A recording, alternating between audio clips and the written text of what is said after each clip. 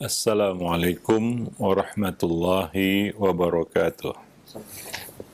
Innal hamdalillah nahmaduhu wa nasta'inuhu wa nastaghfiruh wa na'udzu billahi min syururi anfusina wa sayyiati a'malina may yahdihillahu fala mudhillalah wa may yudlil fala hadiyalah.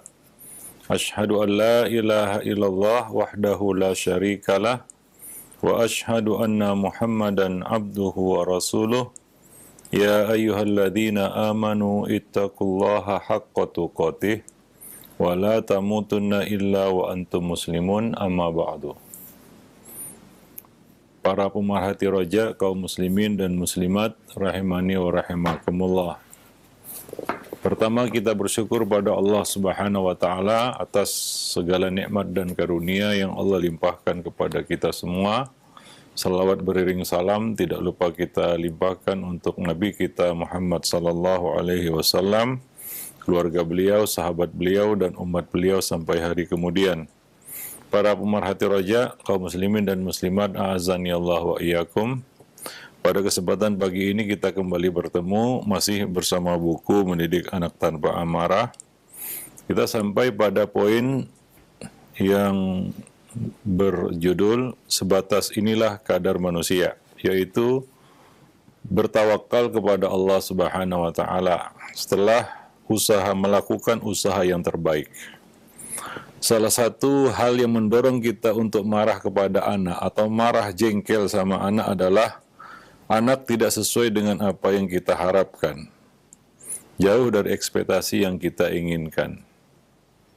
Apalagi kalau kita bandingkan dengan anak orang lain. Ya, ketika kita dapati anak kita tidak seperti yang kita harapkan, maka kita pun terdorong untuk marah, jengkel sama anak itu. Ya, bahkan mungkin saking jengkelnya kita sebut anak orang lain di hadapan anak kita. Coba lihat si fulan, begitu ya. Ya, bukan tujuannya untuk kita katakan memotivasi, bukan, tapi untuk menjatuhkan, ya, untuk meluapkan kekecewaan, ya, seolah-olah dia mengatakan aku mau engkau seperti dia, tapi engkau tidak seperti dia, yaitu kejengkelan yang kita tunjukkan kepada anak kita. Nah, kadang-kadang kita marah terdorong karena faktor itu. Maka di sini kita perlu menyadari bahwa kita manusia dibatasi, ada limit yang tidak bisa kita lewati. Allah Subhanahu wa taala menciptakan segala sesuatu itu dengan kadarnya. Alladzi qaddara fahada. Dialah Allah yang telah menetapkan kadar dan memberikan petunjuk. Yang menetapkan kadar dan memberikan petunjuk. Ya, artinya ada orang-orang yang Allah kehendaki mendapatkan hidayah, dan ada orang-orang yang tidak Allah kehendaki untuk mendapatkan hidayah itu. Inna kulla syai'in khalaqnahu biqadar. Sesungguhnya segala sesuatu telah kami ciptakan dengan kadar, yaitu batas.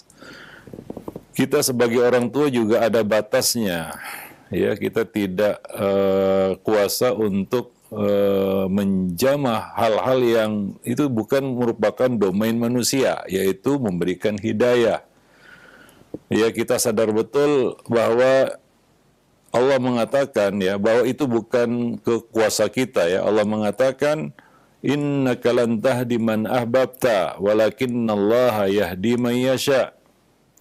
Engkau tidak bisa memberikan hidayah kepada orang yang engkau inginkan, engkau sukai, engkau cintai, walaupun itu anak kita sendiri, orang tua kita, atau siapapun dia. Tapi Allah yang memberikan hidayah kepada siapa yang dikehendakinya. Hanya saja kita tidak boleh, ya, menyerah, ya, dan berserah diri kepada takdir tanpa usaha. Itu bukanlah tawakal, itu adalah tawakal.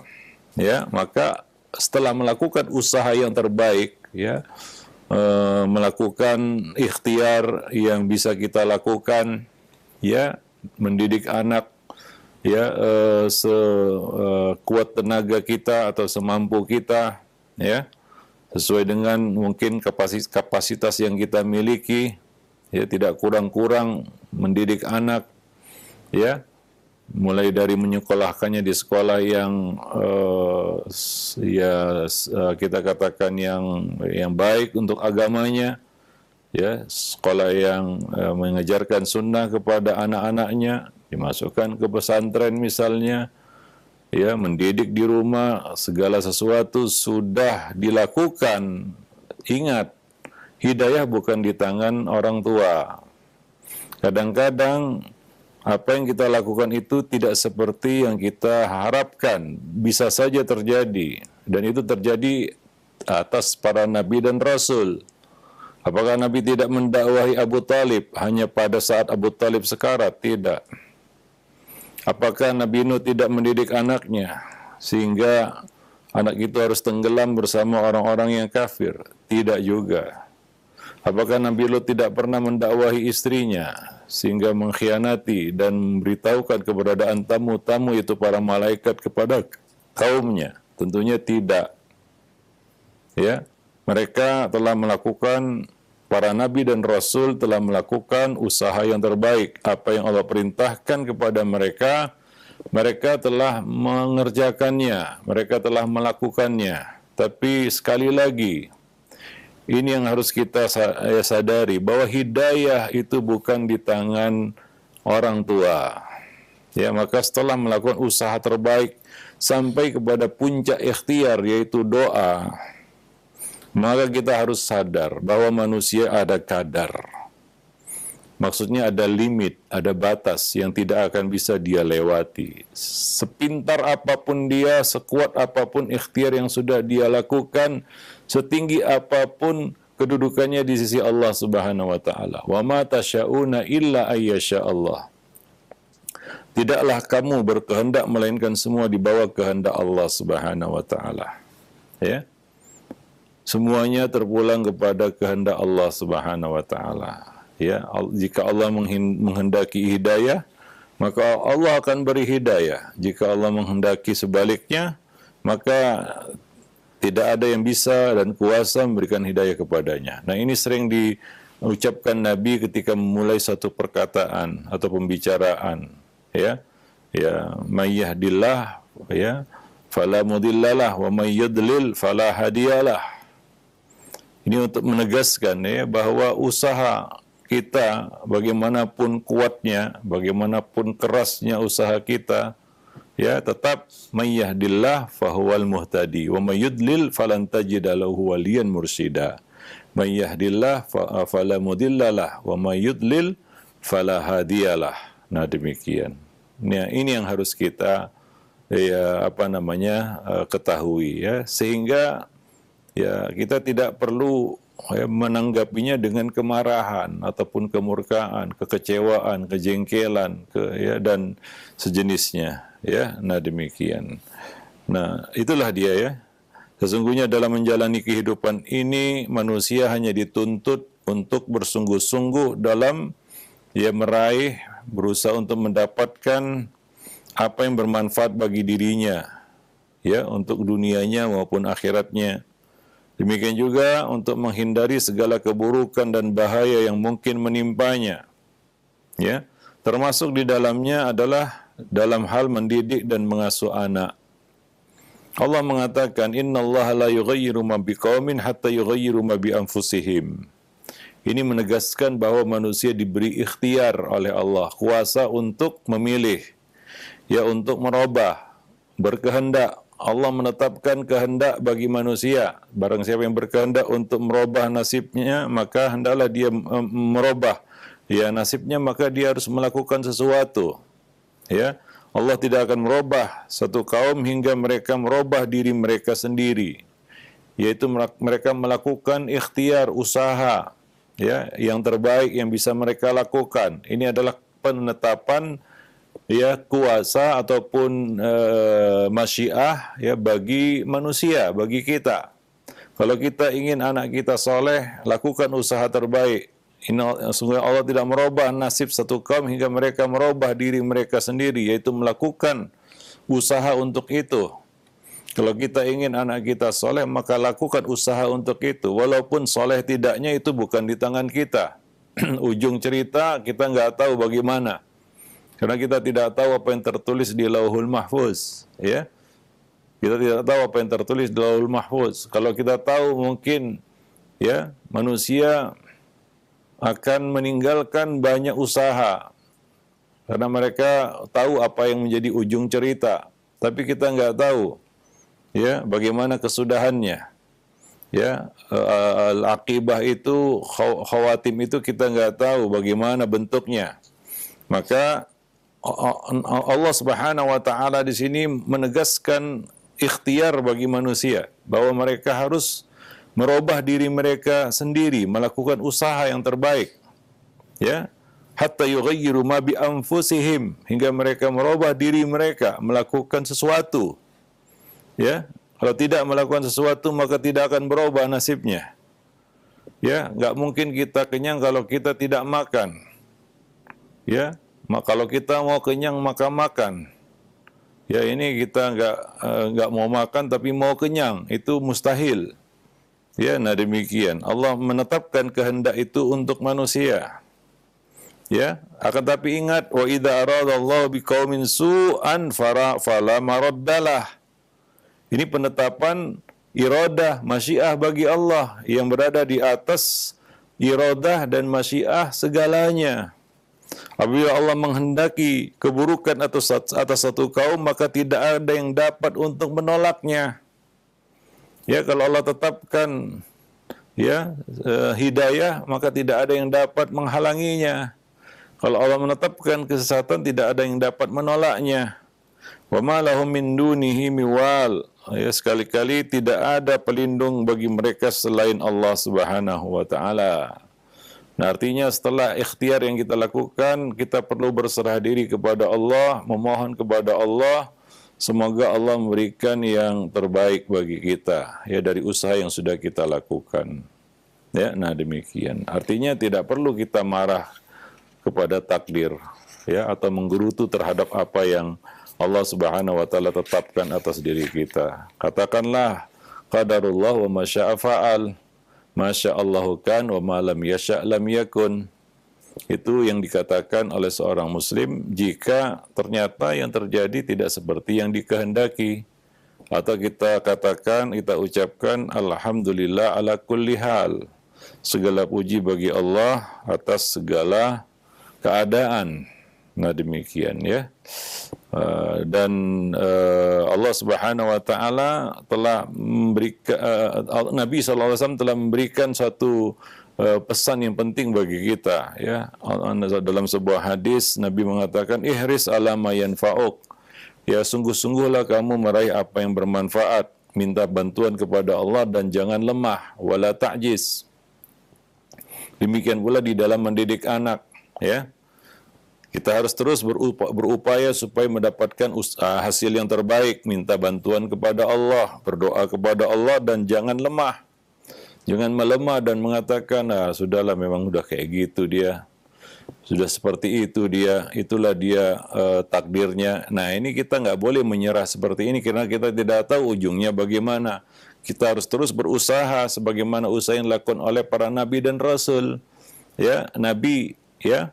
Di detik-detik terakhir atau di kita katakan di momen-momen terakhir tetap mendatangi ya ketika Abu Talib dalam keadaan sekarat ya kematian sudah ada di depan matanya Nabi mendatanginya padahal di situ ada Abu Jahal, Abu Lahab dan orang-orang musyrik yang tidak rela Abu Talib mati dalam keadaan Islam.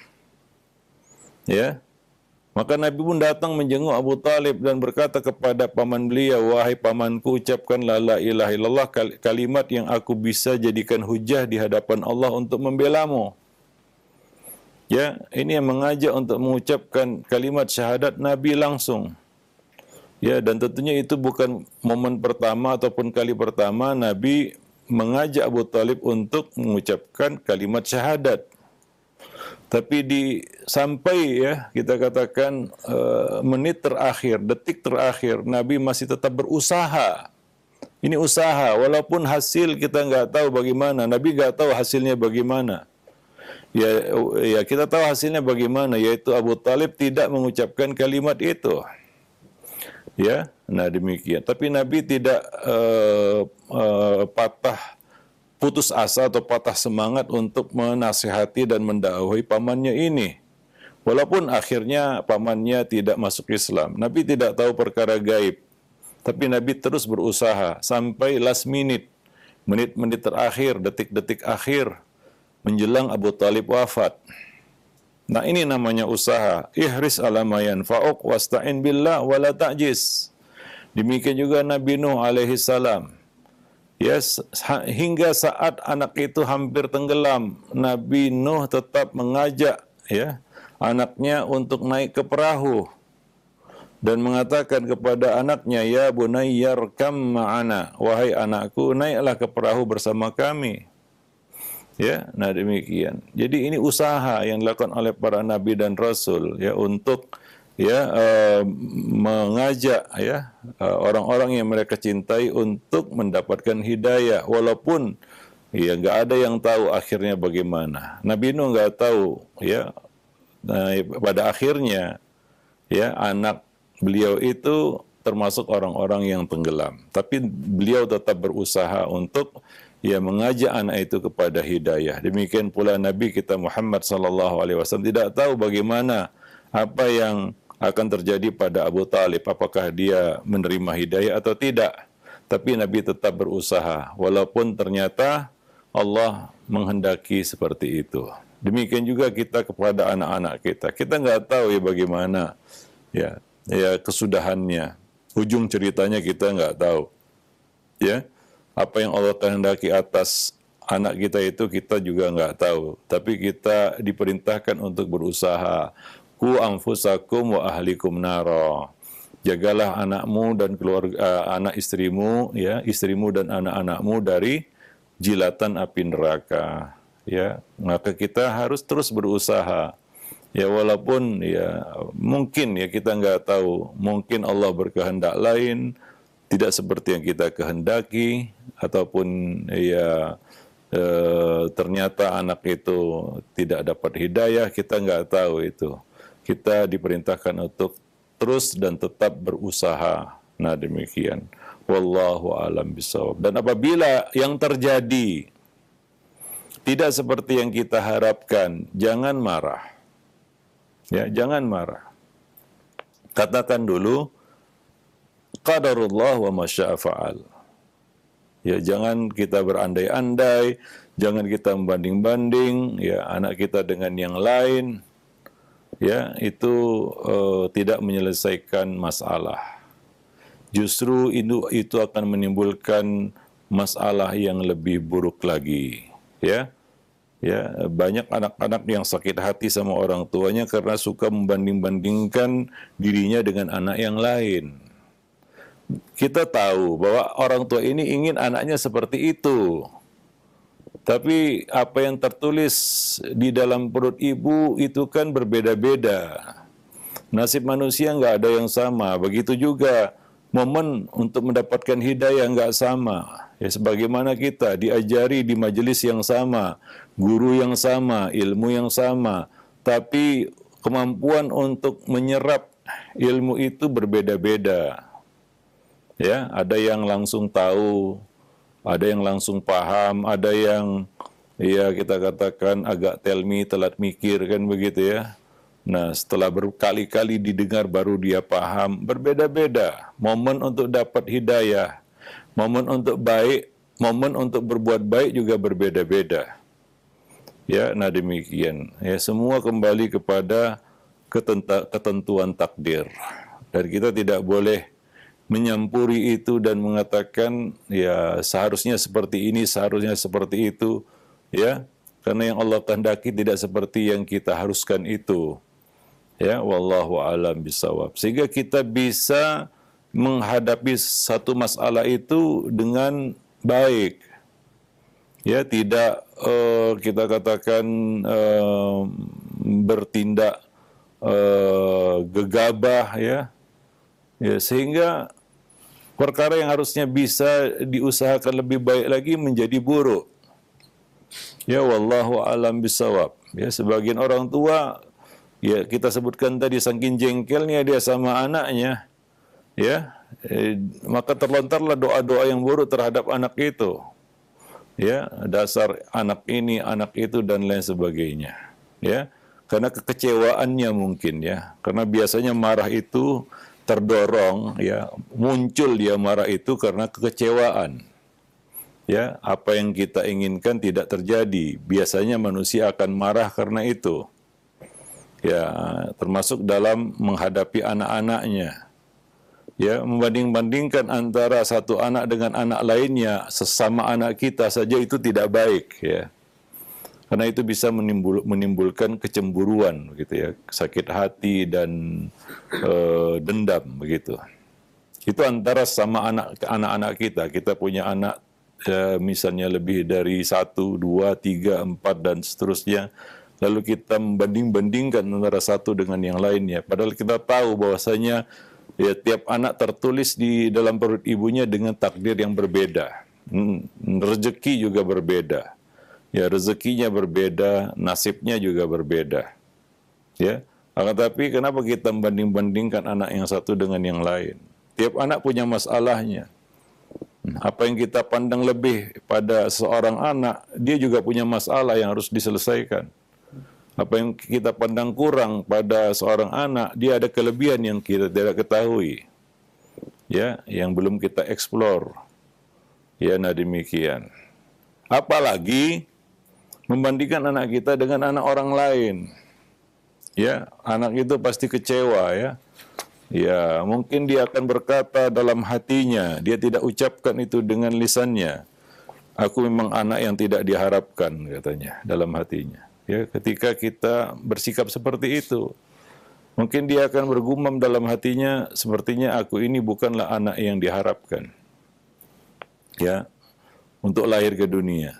Karena yang melakukan itu adalah orang tuanya, ibunya misalnya yang melahirkannya, dan ayahnya, ya, yang mengasuhnya dari kecil. Nah demikian, ya. Nah, jadi ini kadang-kadang orang tua, ya, terdorong untuk marah karena menghadapi situasi seperti itu. Maka dari itu kita perlu berserah diri kepada Allah dengan bertawakal setelah semua ikhtiar kita lakukan. Ya, ikhtiar yang maksimal, usaha maksimal sudah kita lakukan. Ingat, ya, tawakal kepada Allah ini tidak akan benar, ya, tidak akan sempurna atau tidak akan dikatakan benar jika tidak diiringi dengan usaha. Ya, dengan usaha. Harus dengan usaha. Allah mengatakan, yang ayat yang kita bacakan tadi, Allah tidak akan merubah nasib satu kaum hingga mereka merubah diri mereka sendiri. Yaitu harus melakukan sesuatu. Kalau kita ingin anak kita soleh, lakukan sesuatu. Ya, coba koreksi, mungkin salah kita yang salah di dalam, ya, melakukan pendidikan itu. Ya, jangan selalu, ya, melimpahkan kesalahan kepada anak. Ya, seolah-olah anaklah yang menjadi biang keroknya semua masalah yang dihadapi ataupun yang muncul. Nah, ini tidak arif dan tidak bijaksana tentunya. Ya, maka, ya, untuk menghadapi situasi seperti ini kita perlu bertawakal kepada Allah Subhanahu wa taala.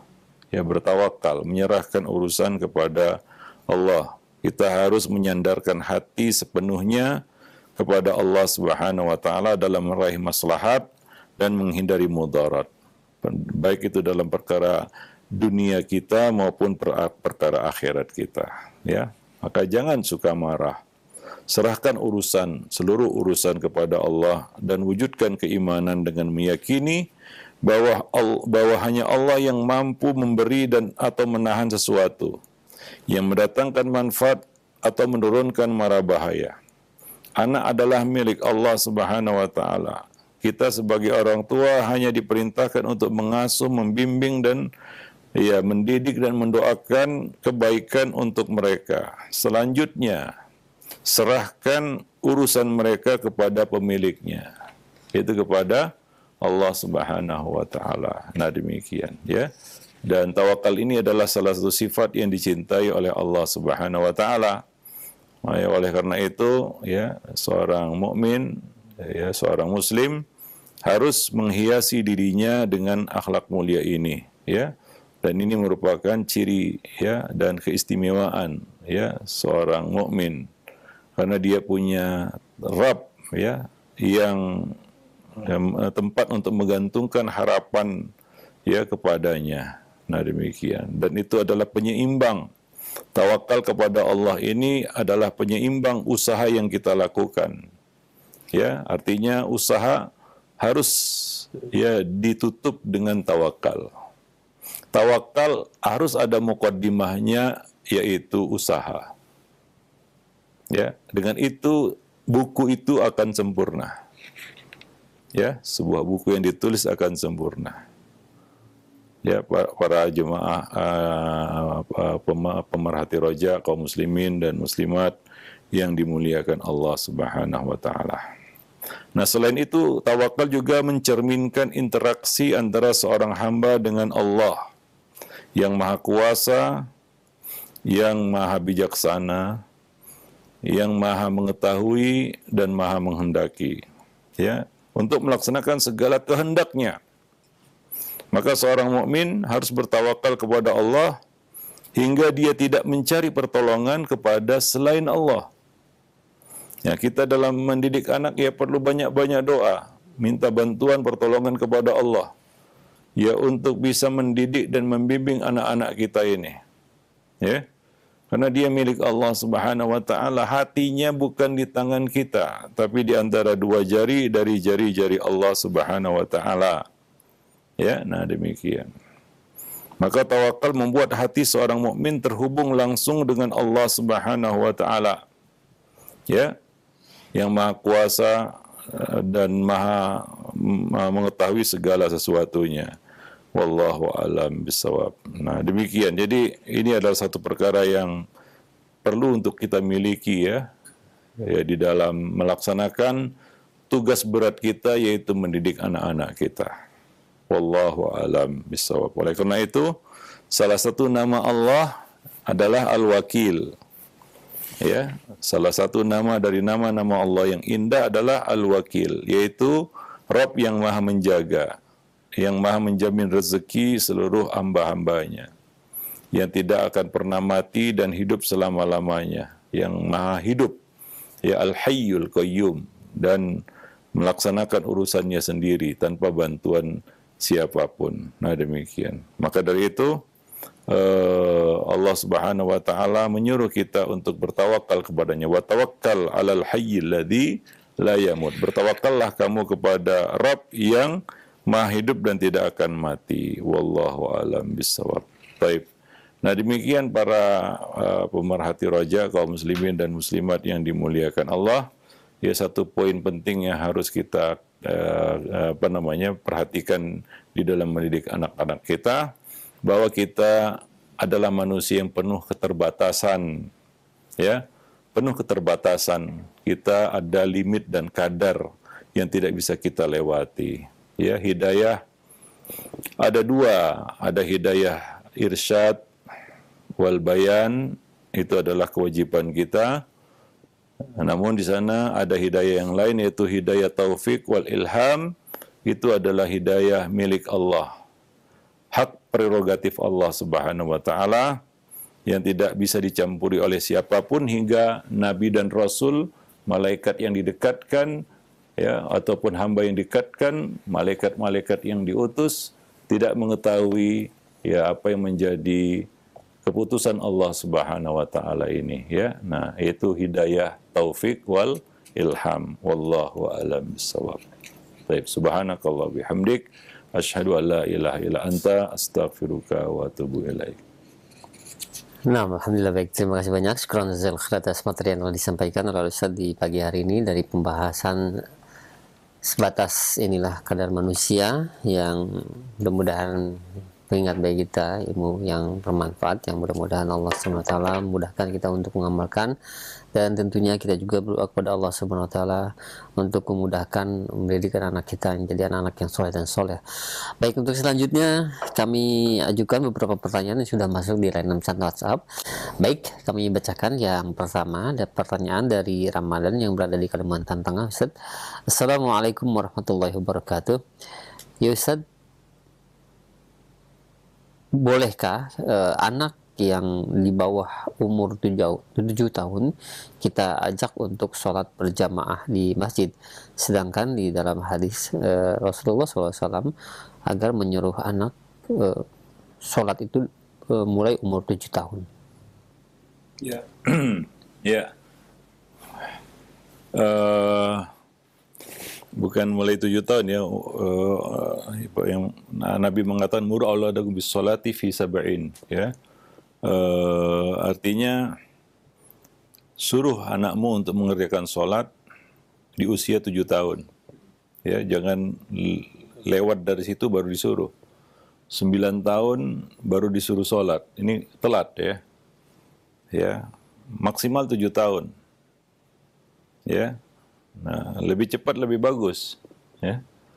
Ketika dia sudah masuk usia tamyiz, ya, mungkin berbeda-beda, ada yang 4-5 tahun, ya, sudah mumayyiz, ya, sudah bisa diajari sholat, sudah bisa diajak ke masjid, sudah mengerti apa yang kita perintahkan, ya, maka tidak masalah untuk membawanya ke masjid. Karena sebagian anak, ya, kita lihat datang ke masjid memang betul-betul sholat.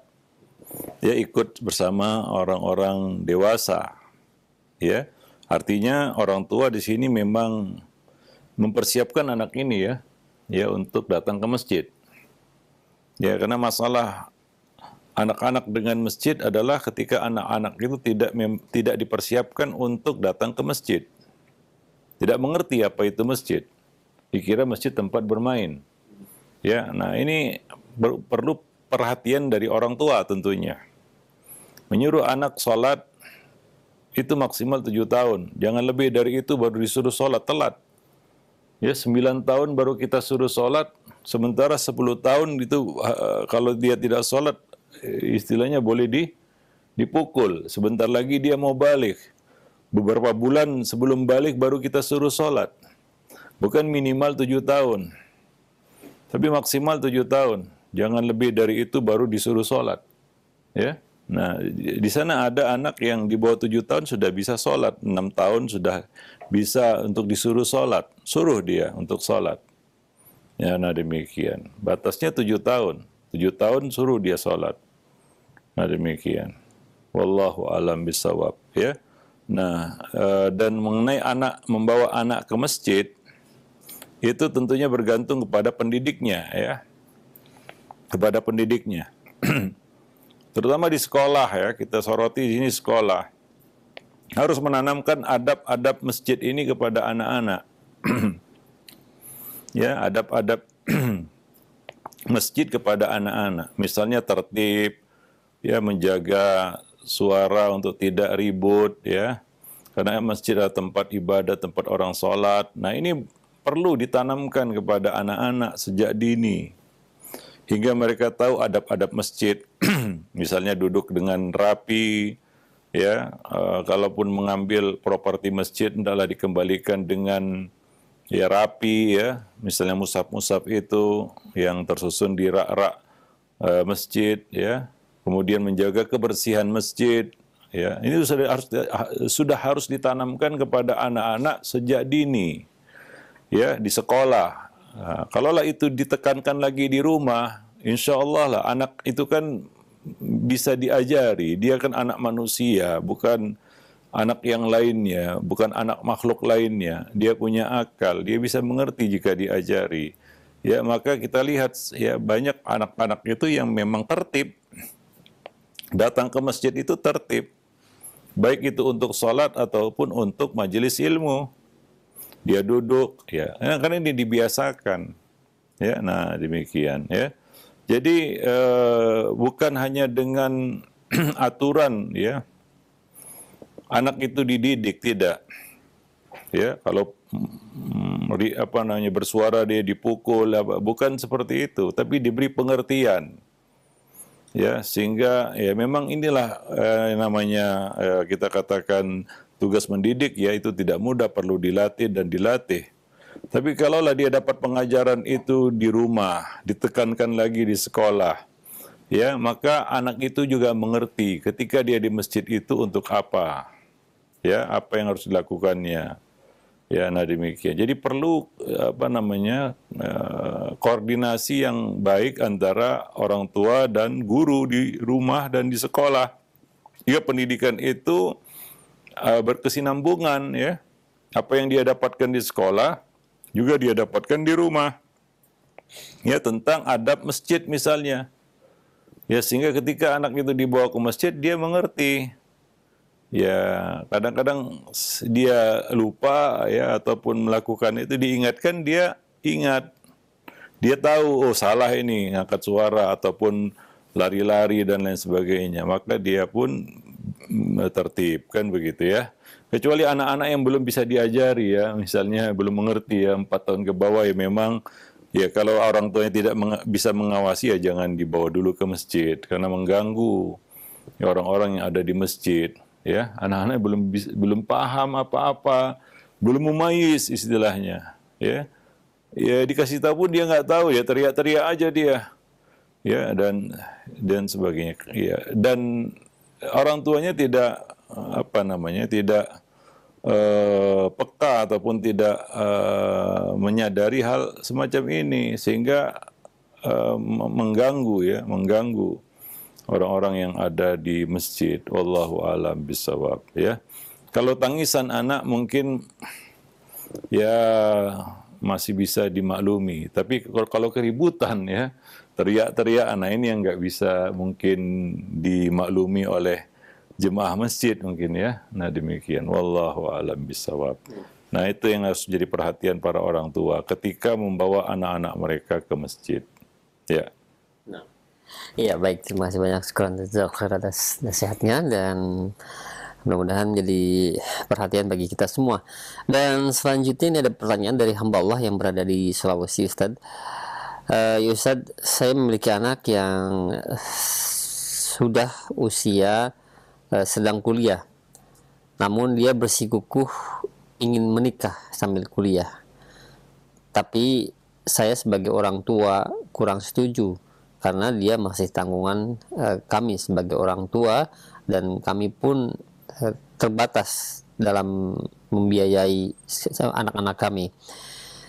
Nah, mohon nasihatnya Ustadz, bagaimana cara meyakinkan anaknya agar menyelesaikan kuliahnya terlebih dahulu, sedangkan dia bersikeras ingin menikah sambil kuliah. Iya, ini tentunya bukan perkara untuk memilih, ya, menikah atau kuliah, gitu ya. Karena mungkin ada bahaya kalau dia tidak nikah, kan gitu ya, bahaya yang mungkin besar. Kalau dia tidak kuliah mungkin tidak seberbahaya itu, gitu, ketika dia tidak menikah, apalagi zaman sekarang, kan begitu ya. Nah ini tergantung kepada apa pendekatan kita kepada anak itu. Ya, ada anak yang memang fokus belajar karena orang tuanya memang menggiringnya, membimbingnya, mengarahkannya, membantunya, menuntunnya untuk belajar. Ya, nah ada anak yang nggak dibimbing, nggak diarahkan, nggak dibantu, nggak dituntun untuk belajar. Ya, hingga mungkin dia juga tidak punya target apa-apa, ya, selain orang tuanya ingin dia punya gelar. Ya, nah sebenarnya tidak ada motivasinya untuk belajar. Nah, oleh karena itu wajar kalau dia, ya, mendesak untuk, ya, menikah, ya. Nah demikian, karena studi bagi dia bukan target utama, ya, bukan tujuan utama, ya, bukan sesuatu yang ingin dia kejar sebenarnya, ya. Nah demikian, ya, mungkin seperti itu kondisinya, ya. Nah beda dengan anak yang memang, ya, targetnya, tujuannya untuk belajar, maka dia nggak kepikir untuk menikah. Yang jadi masalah di sini adalah kenapa anak ini punya dorongan untuk menikah. Ya, nah, ya kita harus menelusuri sebuah masalah itu ya dari pangkal dari kepala ke ekor istilahnya, ya, dari hulu ke hilir. Ya, nah, mengapa anak ini punya kemauan untuk menikah? Kalau bukan karena ya memang fokusnya bukan belajar gitu ya, hingga dia mungkin terpengaruh dengan teman-temannya ataupun ya yang sudah menikah, kan ya jelas akan mempengaruhi ya apa namanya dirinya. Misalnya lah teman-temannya sudah pada menikah semua, tinggal dia yang belum menikah, ya ini kan menjadi ya apa namanya ya kegalauan bagi anak itu sendiri. Wajar kalau dia minta menikah, kan begitu ya. Nah dalam kondisi seperti ini bukan pilihan sebenarnya, pilih nikah atau kuliah, kan gitu ya. Ya karena kita harus timbang juga bahayanya di situ. Kalau dia tidak nikah, kira-kira bahayanya apa itu? Ya, nah, zaman sekarang kita nggak tahu ya bagaimana rusaknya zaman sekarang ini, terutama anak-anak muda, kan begitu ya. Apa bahayanya? Ya, kalaulah dia menikah sambil kuliah, apa bahayanya terhadap kuliahnya? Ya. Kalaupun dia tidak kuliah, ya, kira-kira apa namanya mudarat dan manfaat ya bagi si anak ini. Itu yang menjadi perhatian bagi orang tua di dalam kasus ini ya. Nah demikian. Ya saya tahu tidak semua anak yang kuliah mau menikah. Karena dia fokus untuk apa? Belajar dulu, kan begitu ya. Selesai dulu, konsentrasinya ke situ. Mungkin ya. Orang tua juga menuntunnya ke situ. Mendukungnya, mensupportnya ya. Ya apa namanya? Mendampinginya, kan begitu ya. Sehingga dia ada fokus ke situ. Ya, nah karena nggak ada asap kalau nggak ada api, ya itu yang maka orang tua kadang-kadang menanggapinya dengan marah-marah, jengkel, kan begitu ya, kesel. Saya sudah membiayai kamu kuliah, ya masalahnya bukan membiayai kuliah. Ini banyak orang tua yang salah kaprah juga. Masalahnya adalah bagaimana kita mengawal dia untuk kuliah misalnya, untuk sekolah, kan begitu ya, untuk belajar di sini. Wallahu alam bisawab. Nah demikian. Ya kebanyakan orang tua ya lepas-lepas saja. Ya nggak peduli begitu ya. Nah hingga ya akhirnya anak juga sama juga nggak peduli ya. Ya dia nggak ambil pusing juga, dia mau menikah ya mau menikah begitu. Wallahu alam bisawab. Dan juga menikah itu juga tidak menghalangi kuliah. Ya kuliah bukan alasan untuk tidak menikah juga. Apalagi kalau anak ini sudah cukup umur ya, sudah mampu ba'ah misalnya. Ya. Nah, berkaitan dengan kemampuan ba'ah ini ya enggak langsung lah anak-anak zaman sekarang, remaja-remaja hari ini yang menikah langsung bisa jalan sendiri. Ya. Kebanyakannya ya mereka perlu juga dibimbing oleh orang tuanya untuk ya artinya menemukan ya format yang tepat baginya untuk mencari nafkah. Ya, mulai dari hal-hal yang kecil mungkin sederhana. Itu juga perlu bimbingan, tuntunan ya perlu dituntun oleh orang tua. Ya, tidaklah ya dalam kenyataannya ini ya tidaklah anak yang menikah hari ini besok dia bisa mandiri ya. Perlu juga dibimbing, dituntun ya untuk bisa ya kita katakan mandiri begitu. Allahu a'lam bishawab ya. Nah demikian. Jadi ya ini satu pilihan yang sulit memang ya. Dan menurut ya hemat kita nggak perlu dibenturkan antara kuliah dan menikah. Jika dua-duanya bisa dijalani ya. Wallahu a'lam bishawab. Jika kondisinya seperti ini ya. Jika kondisinya memang seperti itu. Ya anak mau menikah sementara dia masih kuliah dan ya kita tahu dia belum punya kemandirian di dalam menjalani kehidupan rumah tangga misalnya. Ya ini memang pilihan yang sulit ya. Wallahu alam bisawab. Tapi kembali lagi tadi ya mungkin kita juga nggak perlu marah dalam kondisi seperti ini. Ya mungkin juga karena ya kita membiarkan anak itu begitu saja, tidak mengawalnya, karena anak-anak sekarang ini perlu nggak bisa dilepas begitu saja. Dia harus tetap terus dapat pendampingan dari orang tua, dipepet terus, dirapat terus walaupun dia sudah remaja. Ya karena tantangan zaman berbeda hari ini. Ya, wallahu a'lam bishawab. Kalau nggak dipepet terus, nggak didampingi terus, ya akhirnya mungkin dia kehilangan arah. Wallahu a'lam bishawab. Ya, untuk menanamkan semangat belajar kepada anak juga itu perlu pendampingan dari orang tua, ya. Terus didampingi, diberikan motivasi, ya, sehingga dia fokus untuk menyelesaikan ya mungkin sekolahnya dulu, baru kemudian dia menikah. Wallahu a'lam bishawab. Atau kuliah sambil menikah, itu juga nggak masalah sebenarnya. Ya, bukan perkara yang harus dibenturkan satu sama lainnya. Tapi perlu support orang tua, iya jelas, ya. Nah, demikian. Kedewasaan anak-anak sekarang mungkin berbeda dengan anak-anak dulu, ya. Ya, sekarang ya ketergantungan anak kepada orang tua sangat besar sebenarnya. Tapi orang tua nggak mau digantungi sama anaknya. Dan anak juga kadang-kadang menjauh dari orang tua karena dia lebih dekat ke gadgetnya mungkin. Wallahu a'lam bishawab. Ya.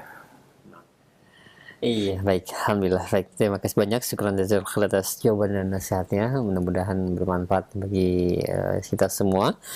Baik, untuk selanjutnya ini ada pertanyaan dari Ummu Abdillah yang berada di Bekasi. Ya Ustaz, saya memiliki dua anak yang sangat berbeda. Yang satu bersemangat dan akan dalam kebaikan dan cenderung ambisius sehingga cukup berprestasi. Yang satu lagi terlalu santai, yang saya lihat bahkan tidak memiliki semangat hampir dalam segala hal. Padahal tidak terkontaminasi gadget sama sekali, Ustadz. Sehingga dalam mengejarkan apapun sangat lambat. Padahal IQ mereka hampir sama. Meski kami orang tuanya selalu berusaha untuk tidak membandingkan keduanya, namun keluarga yang lain sering membandingkan mereka. Saya masih menanti bahwa anak ini memiliki bakat, namun belum terungkap saja. Mohon nasihat Ustaz agar anak kami tetap bisa kami didik secara maksimal mungkin dengan segala kekurangannya. Ya, tadi kita sudah jelaskan ya tentang rezeki manusia nggak ada yang sama, ya. Ya, anak lahir ke dunia dengan rezeki yang berbeda satu sama lainnya, ya. Ya, masing-masing Allah beri kelebihan dan kekurangan. Ada lebih, ada kurang. Ada orang yang sudah nampak lebihnya, tapi belum nampak kurangnya. Ya. Bukan nggak ada kurangnya, ya, tapi belum nampak aja kurangnya. Ya, yang nampak mungkin baru lebihnya. Ada yang sebaliknya. Ada yang baru nampak kurangnya, belum nampak lebihnya. Ya, seperti itu. Ada yang nampak kedua-duanya, nampak kurangnya, nampak juga lebihnya. Ini mungkin lebih mudah lagi. Atau dua-duanya juga, nampak kurangnya, belum nampak kurangnya, belum nampak lebihnya. Ya, nah ini kondisi yang kita hadapi ketika mendidik anak, ya. Nah ini mungkin anak yang belum kita ketahui lebihnya, tapi sudah nampak kurangnya, kan begitu, ya. Kurang respon, kurang semangat, kurang gairah, kan begitu, ya. Sementara dia kan masih kanak-kanak.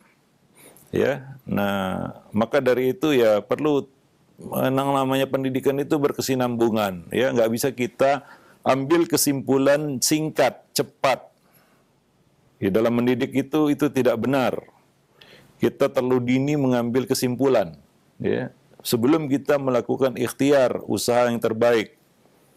Ya, tadi kita bisa lihat ujung cerita kita nggak tahu, ya, ujung cerita kita nggak tahu.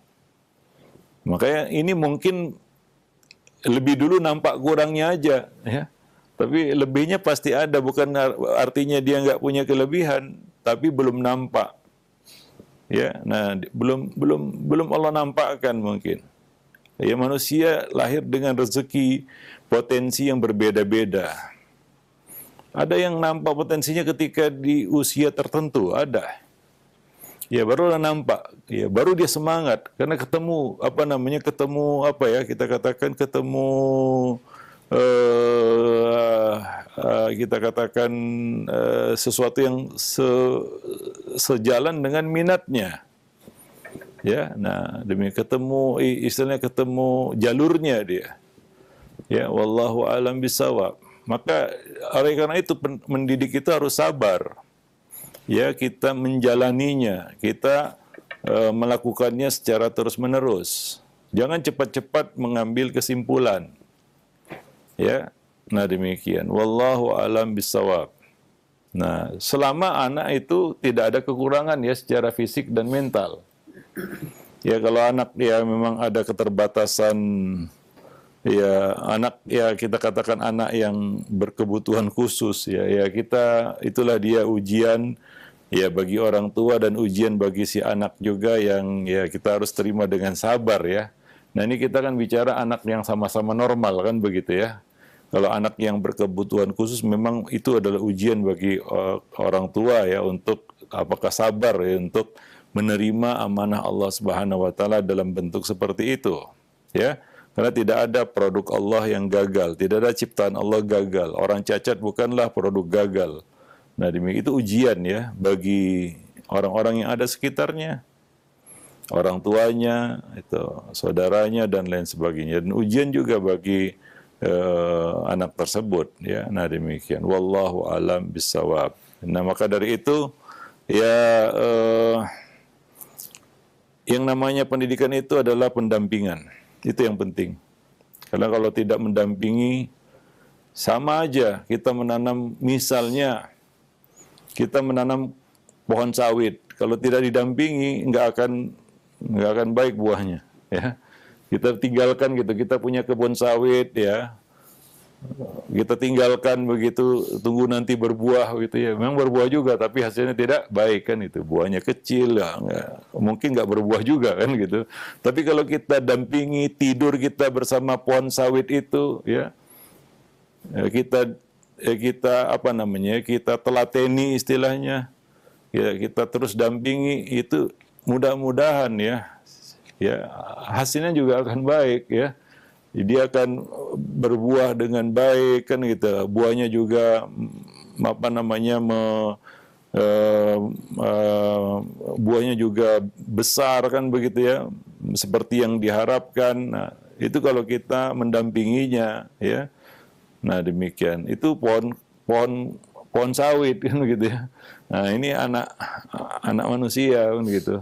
Wallahu alam bisawab ya. Nah, demikian para pemerhati rojak kaum muslimin dan muslimat yang dimuliakan Allah. Ya, kajian kita pada kesempatan pagi yang berbahagia ini mudah-mudahan bermanfaat. Lebih dan kurang saya mohon maaf. Yang benar datangnya dari Ar-Rahman, yang salah dari saya dan dari syaitan. Wa bihi nasta'in wa ilaihi tuqlan wallahul musta'an. Subhanakallah bihamdik asyhadu an la ilaha illa anta astaghfiruka wa atubu ilaik. Wassalamu alaikum warahmatullahi wabarakatuh.